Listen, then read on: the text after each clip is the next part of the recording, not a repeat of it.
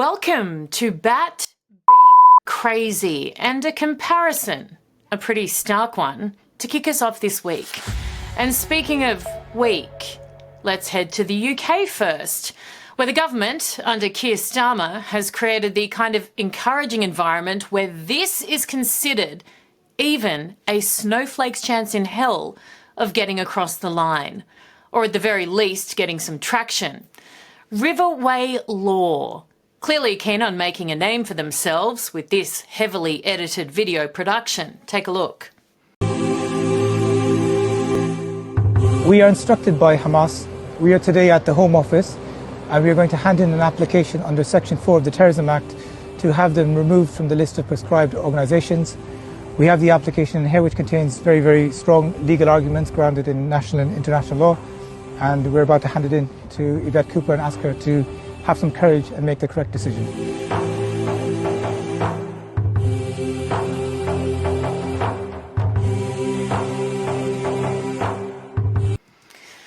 What absolute, morally depraved, sick and sadistic type of law firm could ever take on such a gig? Even at their lowest and most desperate. I mean, I get if someone's been charged in a Western democratic nation, they have the right to the presumption of innocence and to fair legal representation. This is not that. This is not that. Instructed by Hamas? Oh, right, like the bloodthirsty child-killing terrorists. That's who's instructing you. Like, it looks like a parody. Like the three of you walking and then the slow-mo. Like, did anyone watch that and go, yeah, I reckon we're kind of missing the mark here? But of course, why would anyone think you're missing the mark at your law firm? Do you realise how many people Hamas slaughtered on October 7 and since? How many lives they stole prior? I wonder if they have any comprehension of the methods used to take said lives, including, and gosh, I've got thousands to pick from, but the burning alive of 3 siblings, 2 6-year-old twin girls and a toddler. How was that resistance, according to your little green booklet? Look it up for me. Find that part and tell me how that is resistance. The Nova Music Festival. Young people, probably the same age as your interns at your firm right now, slaughtered like animals, but worse. At least animals in some part of the world are treated humanely. 2 babies taken hostage and their mother killed with bare hands. And if you don't care about any of them, if, those lives don't matter much to you, British teenagers, including on that day a 13 and 16-year-old girl. Emily, the hostage, British citizen? No? I mean, it really should not surprise anyone, really, given how this apparent, alleged law firm has conducted itself since October 7. They changed their X banner to the Hamas logo.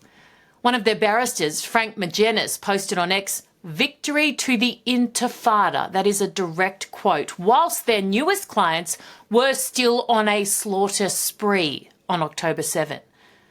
The bloke in the middle, this one, Fahad Mustafa Ansari, clearly with multiple inadequacies, I'll let you use your imagination, said of 9/11 the terror attacks, and I quote, "You cannot help but feel a little happiness that for once the hunter has become the hunted.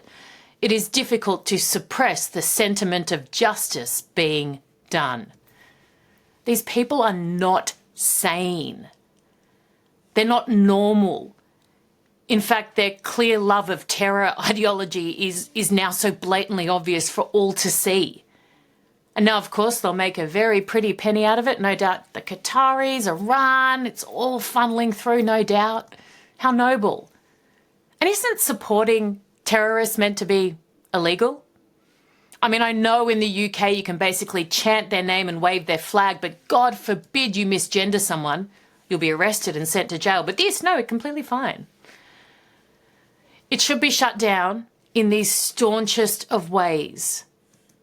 If not, the United Kingdom is sinking further into hell than we had already thought. And that, my dear friends, would be something.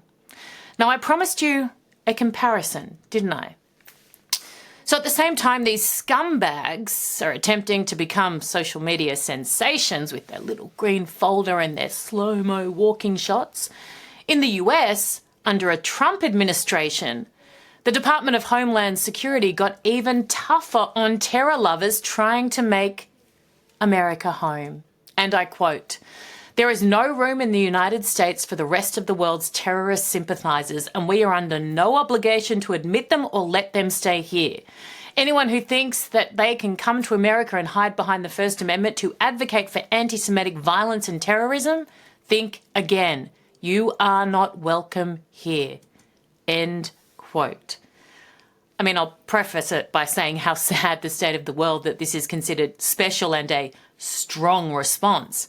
I mean, it should be a bare minimum for every single nation who desires a place where laws are respected, where there's order and peace. But instead, it's an anomaly. It's utterly ridiculous, like so many things. Nation states are committing absolute suicide under the guise of diversity, inclusion, and empathy, at the cost of everything that makes, or made in some cases, their country great. Oh, and the useful idiots, they are digging deep, by the way, when they're looking at who wants to come in. Not a simple Google search or anything like that. They will find the MySpace post you did in 2002, the Facebook one in 2012, and the X one last year. It never disappears. It's there forever. I'm okay with all of my contributions publicly, even the less impressive ones. I can live with that, can you? It's another case of FAFO. The mainstream media mob continue to ignore anything that might upset the terrorists or their fan squads, despite the very loud and public calls from the family of the man brutally murdered for protesting against Hamas in Gaza. They have demanded that international human rights organisations stand with the people of Gaza against Hamas. And I quote, "This evil group abducted our son under trivial pretext, dragging him through the streets and torturing him to death. We must strike with an iron fist against our criminal oppressors." End quote. I mean, it sounds as deserving of human rights help as anything else I've heard this week. Amnesty. Where are you? Red Cross? Red Cross. Jump in any time. United Nations. No, that's right. They're too busy ignoring actual terrorists in the pursuit of made-up ones. I gotcha. I would really love a week to go by without having to mention the United Nations, but their capitulation to rock bottom continues at a blistering pace. This week, Qatar, those peace-loving, international law-abiding, female-respecting types. Well, allow me to introduce the newest nation elected to the UN Women's Rights Commission, where Jacobi on X put it perfectly. And I quote, "To put in perspective how insane this is, if a Qatari woman wants to attend the commission, she needs approval from her male guardian. The sooner this farcical body is pulled apart, the better. It does nothing close to what it was formed to do. It's been hijacked completely and acts more like a smokescreen for terrorists than a disabler of them. I can't wait to see what the Qataris bring to the women's rights table." Yep. I'm trying to think of something they might suggest at their round table meeting. Maybe they'll come up with, we could let them drive, the women, but only with male escorts and only fully covered and only if they don't look at any other driver in the eye, of course. Yeah, perfect. That is a win for humanity. This is them patting themselves on the back. Speaking of wins for humanity, did you see Francesca Albanese was reappointed? This lady who hates innocent victims of terror and doesn't believe women. If rape occurred, it should have been investigated, prosecuted, and the responsible people but the should UN be held to says justice. it did happen. No, the point is, no, you the work UN at the UN. said, no, the UN, the UN there are political appointees and then human rights appointees. And the Commission of Inquiry concluded that in June, that there was no evidence to support the claims of gang rape. But let's assume, I don't want to say anything that I've not investigated. So let's assume that rape occurred. So, look, I will say I'm a bright side of life kind of girl. At least we're never shocked by anything the United Nations do, like anything. You know, this kind of consistency, it's hard to find. It's rare.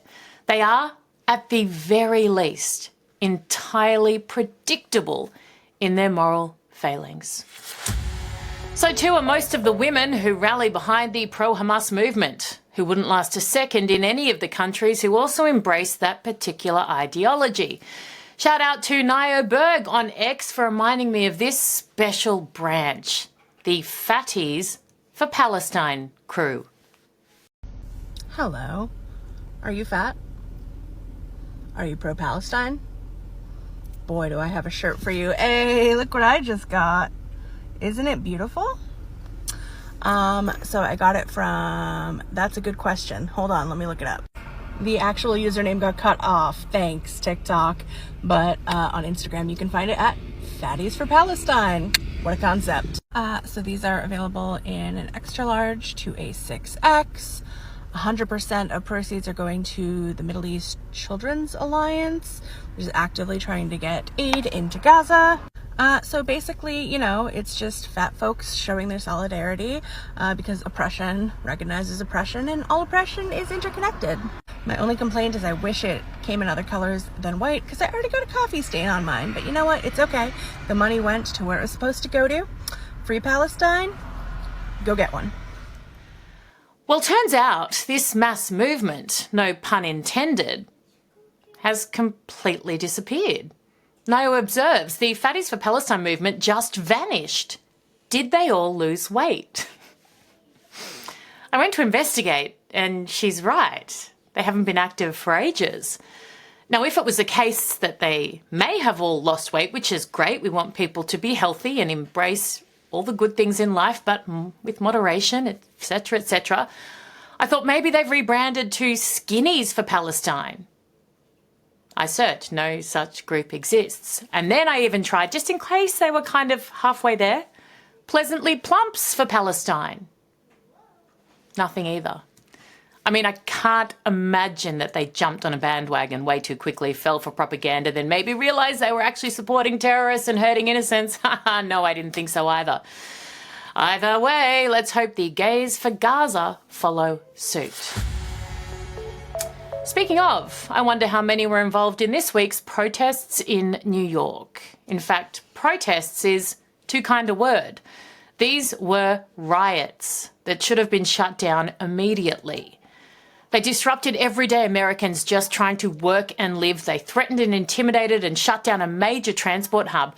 Innocent people were barricaded inside. They destroyed property. How terrifying. Imagine being caught up in that.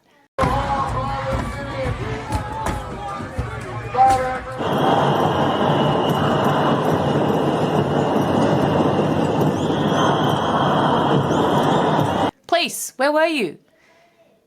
And yes, I know that you were there on the outskirts, watching idly. Why do you do nothing? And when does a protest cease being a protest in their eyes and cross into law breaking? I'd say this was a perfect example, but instead of strength, they show weakness, and watch them grow bolder each and every time. Speaking of these protests, since October 7, every pro-Hamas, call it whatever you want, we know what it is, protest, they chant intifada, death to the Jews, death to Israel, from the river to the sea, wipe out, eradicate Israel.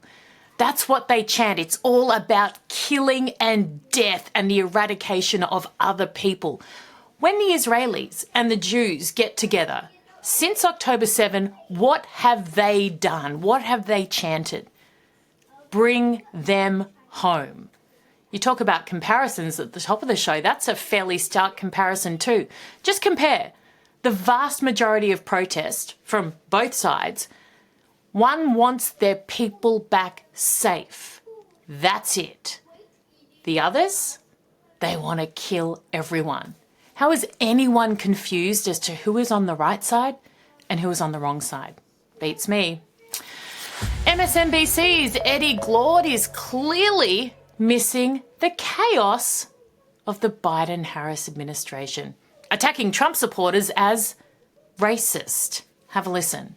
Have to grapple with it because it's the snake, it's the beast coiled up in the heart, the bosom of the country, as Frederick Douglass said. And the fact that they are doubling down on this shows you what kind of human beings they actually are. Say more.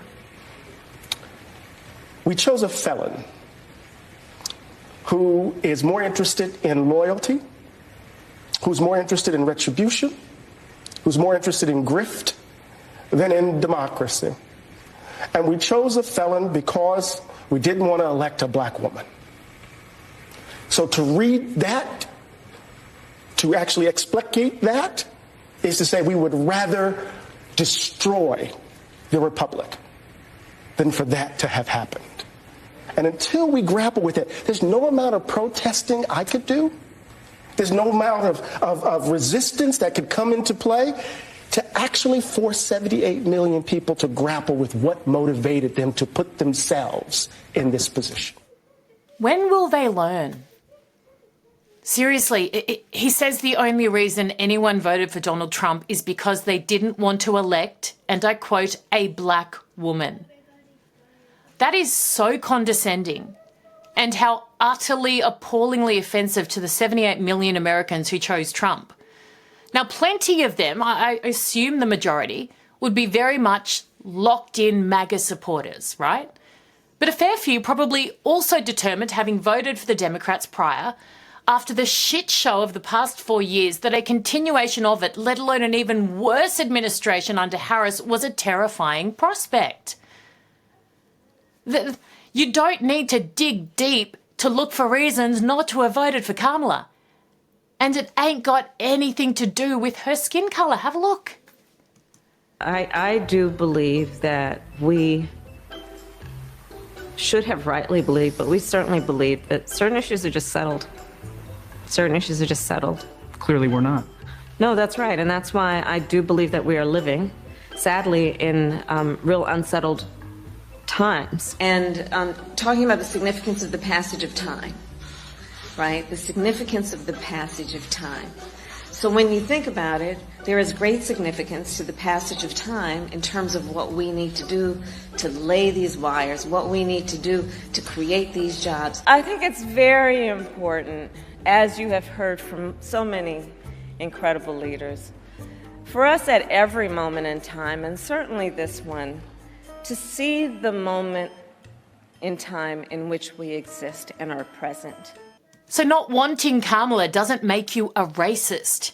It makes you sane. And as if we needed any further proof, she was back in the public eye this week, reassuring anyone who might have thought she'd taken time out to reflect on past failings and work on that old word salad thing that she had, in fact, not done either. When one person, when a few stand with the courage, that is the courage exhibited by the leaders in this room every day, to stand, to have the courage to say, I feel fear. The courage to say what is happening is wrong. The courage to say that there is a way that we must chart to get through this. Understanding our power in the democracy we still have if we hold on to it. Courage is contagious. I'll tell you what else is contagious, Kamala. Clarity, competence, and consciousness. All sorely lacking from the Biden-Harris administration for the entire term. Thank you. See you next week.